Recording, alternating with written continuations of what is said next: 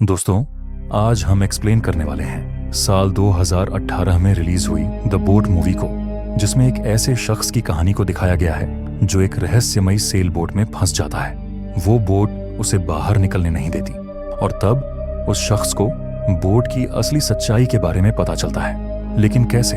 तो ये जानने के लिए आपको मूवी को लास्ट तक देखना होगा।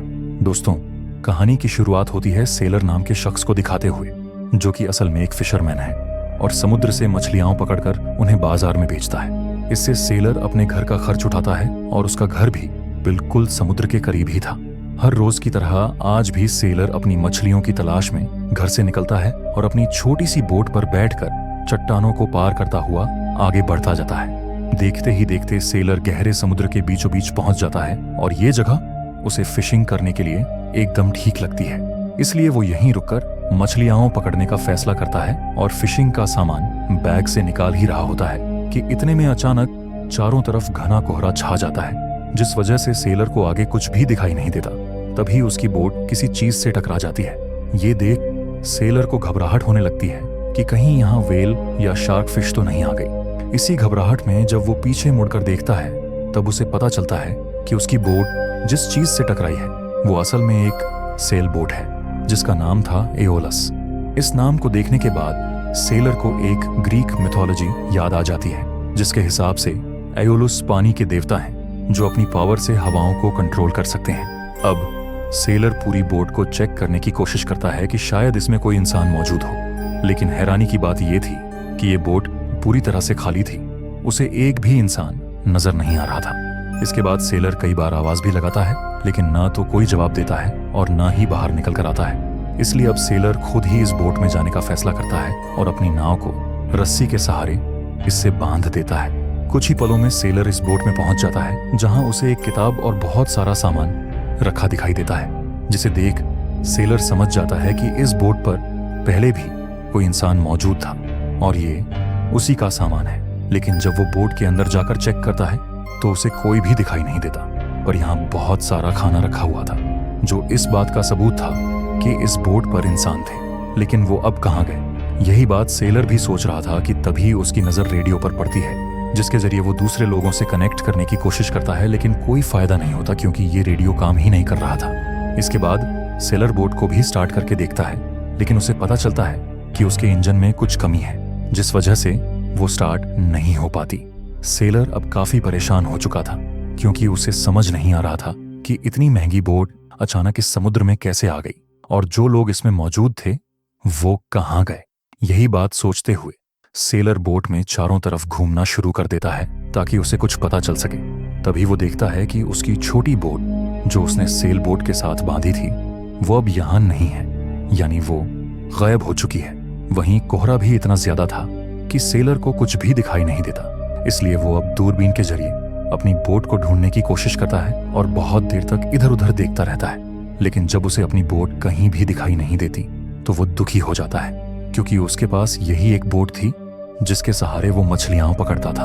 अभी सेलर ये सब सोच ही रहा होता है कि तभी उसे सेल बोट के अंदर से किसी की आवाज सुनाई देती है, जिसे सुनकर वो काफी ज्यादा डर जाता है, क्योंकि अभी कुछ देर पहले ही उसने अंदर जाकर चेक किया था कि अगर इसमें कोई इंसान हो तो उसे मिल जाए, लेकिन बोट में कोई नहीं था। तो फिर ये आवाज किसकी थी, ये जानने के लिए सेलर अब एक बार फिर बोट के अंदर जाता है और देखता है कि बोट हिलने की वजह से वॉशरूम का डोर अपने आप ही कभी खुल रहा है तो कभी बंद हो रहा है। ये देख सेलर को थोड़ी तसल्ली मिलती है और वो डोर को बंद करके इंजन के पास आ जाता है ताकि उसे ठीक कर सके, क्योंकि अब इस बोट के अलावा समुद्र से बाहर निकलने का कोई दूसरा रास्ता नहीं बचा था। सेलर बोट के सहारे ही समुद्र को पार कर अपने घर जा सकता था। इसलिए वो इंजन को स्टार्ट करने की कोशिश करता है, लेकिन वो स्टार्ट नहीं होता। साथ ही बोट का जो कंपास था वो भी काम नहीं कर रहा था, जिस वजह से सेलर को डायरेक्शन के बारे में भी कोई आइडिया नहीं होता कि ये बोट किस डायरेक्शन में जा रही है। इसीलिए वो एक मैप निकालता है और सही दिशा का पता लगाने में कामयाब हो जाता है। इसके बाद वो सेल्स को भी खोल देता है, जिससे बोट हवा के जरिए तेज रफ्तार में आगे बढ़ सके। लेकिन तभी कुछ ऐसा होता है जिसे देख सेलर भी दंग रह जाता है।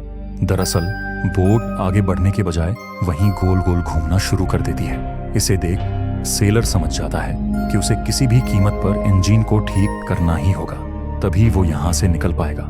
इसलिए वो तुरंत इंजन के पास जाता है और कई घंटों की मेहनत के बाद फाइनली बोट के इंजन को स्टार्ट कर देता है, जिसके चलते सेल बोट आगे बढ़ना शुरू हो जाती है और सेलर दूरबीन का इस्तेमाल कर चारों तरफ देखने लगता है। लेकिन उसे दूर दूर तक न तो कोई इंसान दिखाई देता है और न ही अपनी बोट के बारे में कुछ पता चलता है, जिस वजह से सेलर काफी परेशान हो जाता है और अब बोट के अंदर आकर एक बार रेडियो के जरिए दूसरे लोगों से बात करने की कोशिश करता है, लेकिन उसका किसी से कनेक्ट नहीं हो पाता। ये देख वो दोबारा बोट के ऊपर आ जाता है और फ्रेश हो ही रहा होता है कि तभी सेल उससे टकरा जाता है, जिस वजह से सेलर को एक जोरदार धक्का लगता है और वो बोट से सीधा समुद्र में गिरने वाला ही था कि किसी तरह जल्दी से रेलिंग पकड़कर अपनी जान बचा लेता है। लेकिन अगर वो नीचे गिर जाता तो समुद्र की आगोश में समाने में उसे वक्त नहीं लगता और उसकी मौत हो जाती।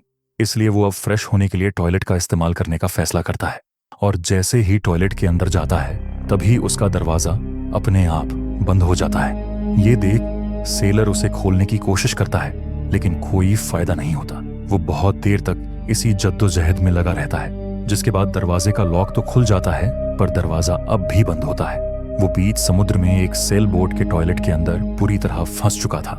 सेलर को बाहर निकलने का कोई रास्ता नजर नहीं आ रहा था।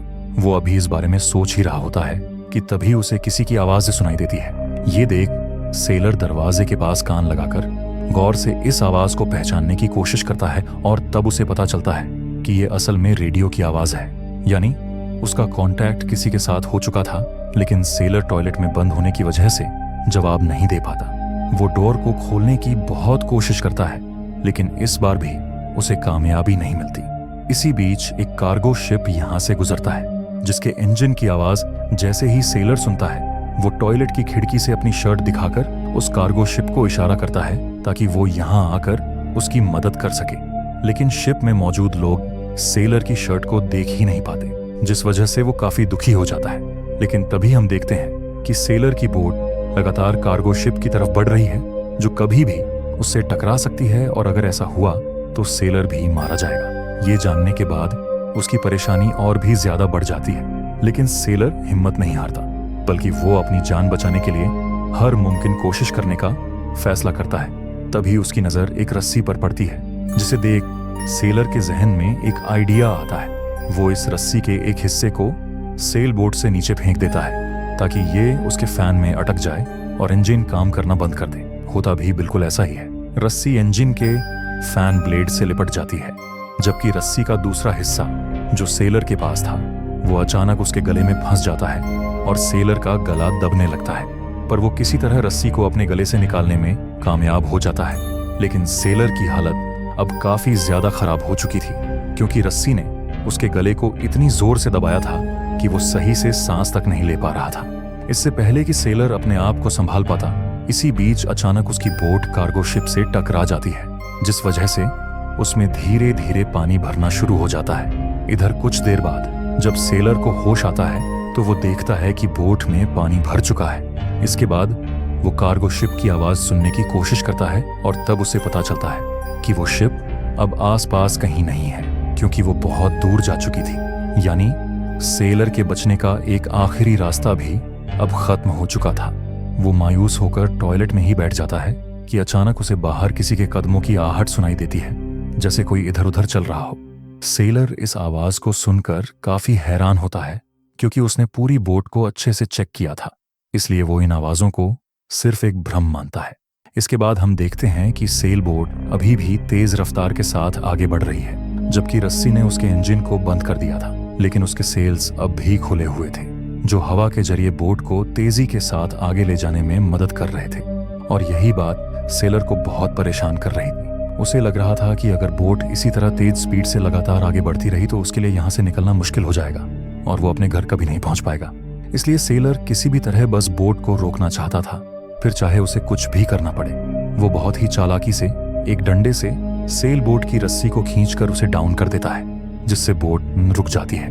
पर वो रस्सी अपने आप ही टूट जाती है, जिसके चलते सेल बोट फिर से हवा की रफ्तार से आगे बढ़ना शुरू कर देती है। अब सेलर बहुत ज्यादा फ्रस्ट्रेटेड हो चुका था, क्योंकि उसकी हर एक कोशिश नाकामयाब साबित हो रही थी। वहीं उसके पास न तो खाने के लिए कुछ था और न ही पीने को साफ पानी। इसलिए वो टॉयलेट के शावर से ही पानी पीने की कोशिश करता है, लेकिन उसमें भी पानी नहीं आ रहा था। ये देख वो थक हार कर मजबूरी में फर्श से पानी उठाकर पीने लगता है, जिसे टेस्ट करने के बाद सेलर समझ जाता है कि ये समुद्र का पानी नहीं है, क्योंकि वो मीठा था, जबकि समुद्र का पानी नमकीन होता है। इसलिए वो चिल्लाते हुए कहता है कि मुझे पता है बाहर कोई है, मुझे तुम्हारी मदद की कोई जरूरत नहीं है, मैं खुद यहाँ से निकल सकता हूँ। दरअसल सेलर को लग रहा था कि बाहर जो इंसान है वो उसे कोई चोर समझ रहा है, इसलिए उसने सेलर को टॉयलेट में बंद कर दिया है। उसके इतना कहते ही टॉयलेट का सारा पानी अपने आप ही गायब हो जाता है। इसी तरह वक्त बीत जाता है और सेलर को यहाँ बैठे बैठे कई घंटे बीत जाते हैं। अब उसे बहुत ज्यादा प्यास भी लग रही थी कि तभी एक बार फिर अचानक टॉयलेट में पानी भरने लगता है, जिसे सेलर जल्दी से उठाकर पी लेता है। पर इस बार पानी मीठा नहीं बल्कि नमकीन था। यानी कार्गो शिप से टकराने के बाद शिप के जिस हिस्से को सबसे ज्यादा नुकसान पहुंचा था, वहां से समुद्र का पानी अब सेल बोट के अंदर भरना शुरू हो गया था, जिसका लेवल धीरे धीरे बढ़ने लगता है। अपनी जान को खतरे में देख सेलर दरवाजे को लगातार खोलने की कोशिश करता है, पर वो अब भी नहीं खुलता। इसके बाद सेलर खिड़की के जरिए जैसे ही बाहर का नजारा देखता है तो उसके पैरों तले जमीन खिसक जाती है, क्योंकि सामने एक बहुत बड़ा तूफान था और बोट लगातार उसी तूफान की तरफ बढ़ रही थी। सेलर बोट को किसी भी तरह रोकना चाहता था, इसलिए वो एक डंडे में ब्लेड लगाकर सेल की रस्सी को काटने लगता है, लेकिन कोई फायदा नहीं होता। वो रस्सी तो नहीं काट पाता, बल्कि इस सब में सेलर का हाथ जख्मी हो जाता है और उसकी बोट तूफान के बीच फंस जाती है। देखते ही देखते रात का घना अंधेरा पूरे समुद्र को अपनी आगोश में ले लेता है, जबकि सेलर अभी भी यहाँ से बाहर निकलने की कोशिश में लगा हुआ था। इसी कोशिश में उसे पूरी रात बीत जाती है और अगली सुबह जब उसकी आंख खुलती है तो वो देखता है कि टॉयलेट में घुटनों तक पानी भर चुका है और अब भी लेवल लगातार बढ़ ही रहा है। ये देख सेलर को समझ आ जाता है कि अगर वो यहाँ से जल्दी नहीं निकला तो पानी में डूबने की वजह से उसकी मौत हो जाएगी। इसलिए वो पूरी ताकत के साथ दरवाजे पर किक मारना शुरू कर देता है और कुछ ही देर में उसकी मेहनत सफल हो जाती है। जैसे ही टॉयलेट का डोर ओपन होता है, सेलर जल्दी से वहां से निकलकर ऊपर डेक पर आ जाता है। उसे पता था कि बहुत जल्द बोट समुद्र में डूबने वाली है, इसलिए अपनी जान बचाने के लिए वो एक राफ्ट बनाता है, जिसे समुद्र में फेंकने के बाद वो उसके ऊपर बैठ जाता है। लेकिन बहुत देर इंतजार करने के बाद भी बोट नहीं डूबती। ये देख सेलर दोबारा बोट पर जाकर उसके इंजन को स्टार्ट करने का फैसला करता है ताकि यहाँ से निकल सके।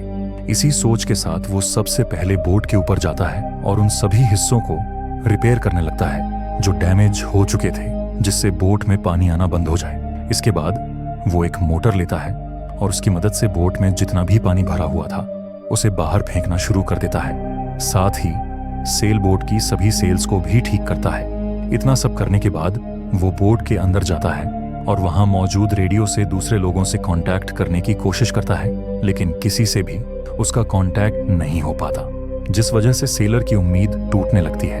पर फिर भी वो अपने आप को संभालता है, क्योंकि सेलर अच्छी तरह से जानता था कि चाहे कुछ भी हो जाए, लेकिन ये बोट ही उसका आखिरी सहारा है जिसके जरिए वो किनारे तक जा सकता है, और अगर ऐसा नहीं हुआ तो वो यहीं भूख और प्यास से मर जाएगा। अभी सेलर ये सब सोच ही रहा था कि तभी उसे सामने एक कार्गो शिप दिखाई देती है, जिसे देख सेलर की खुशी का ठिकाना नहीं रहता। वो उस कार्गो शिप तक पहुंचने के लिए अपने द्वारा बनाई गई राफ्ट का इस्तेमाल करता है और उस पर बैठकर शिप की तरफ जाने लगता है। सेलर इस वक्त बहुत खुश था, क्योंकि उसे लग रहा था कि अगर वो एक बार कार्गो शिप तक पहुंच गया तो उसकी जान बच सकती है। वो अभी आधे रास्ते तक पहुंचा भी नहीं था कि तभी सेल बोट अपने आप ही स्टार्ट हो जाती है और सेलर की तरफ बढ़ना शुरू कर देती है। इंजन की आवाज सुनकर वो जैसे ही पीछे मुड़कर देखता है तो हैरान रह जाता है, क्योंकि जो शिप कुछ देर पहले तक स्टार्ट नहीं हो रही थी वो अब बहुत ही तेज स्पीड में सेलर की ओर आ रही थी और कुछ ही पल में उसे टकराने वाली है। लेकिन उसके टकराने से पहले ही सेलर जल्दी से राफ्ट से कूद जाता है और बोट पलक झपकते ही उसकी राफ्ट के 2 टुकड़े कर देती है।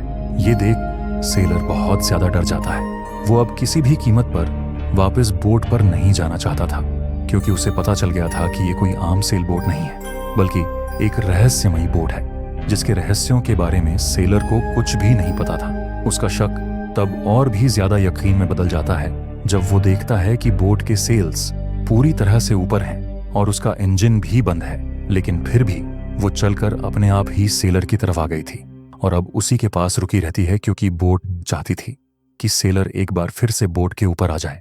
लेकिन वो ऐसा नहीं करता, बल्कि समुद्र में ही रुकने का फैसला करता है। देखते देखते ही रात हो जाती है और सेलर इसी तरह अपनी जान को हथेली पर लिए समुद्र में ही रुका रहता है। लेकिन तभी उसे एहसास होता है कि उसके आसपास एक बहुत बड़ी मछली आ चुकी है। सेलर को लगता है कि शायद ये मछली शार्क है जो आज उसे अपना निवाला बनाने वाली है, पर उसका अंदाजा गलत और किस्मत अच्छी साबित होती है क्योंकि ये मछली शार्क नहीं बल्कि डॉल्फिन, जो इंसानों को नुकसान नहीं पहुंचाती। डॉल्फिन को देखने के बाद सेलर चैन की सांस लेता है, पर अब समुद्र का पानी काफी ठंडा हो गया था, जिस वजह से सेलर को भी ठंड सताने लगती है और वो बुरी तरह कांप रहा होता है। तभी सेल बोट अपने आप ही उसके पास आ जाती है, जैसे वो उससे कह रही हो कि अगर इस ठंड से बचना चाहते हो तो बोट पर आ जाओ। वहीं सेलर के पास भी कोई दूसरा रास्ता नहीं था, इसलिए वो मजबूरी में सेल बोट के अंदर चला जाता है, क्योंकि अगर वो रात भर पानी में रहता तो उसे हाइपोथर्मिया हो सकता था, जिसके चलते उसकी जान भी जा सकती थी। इसीलिए वो न चाहते हुए भी बोट के अंदर आकर सो जाता है। लेकिन जब अगले दिन सेलर की आंख खुलती है तो वो देखता है कि बोट का डोर अपने आप ही लॉक हो चुका है, जिस वजह से वो अब बाहर नहीं निकल सकता था। इसके बाद वो टॉयलेट के अंदर जाता है, जहां उसकी नजर एक बॉक्स पर पड़ती है जिसके ऊपर कवर लगा हुआ था। वो उस कवर को खोलता है और ये देखकर काफी खुश होता है कि यहाँ से बोट के ऊपर जाने का रास्ता था।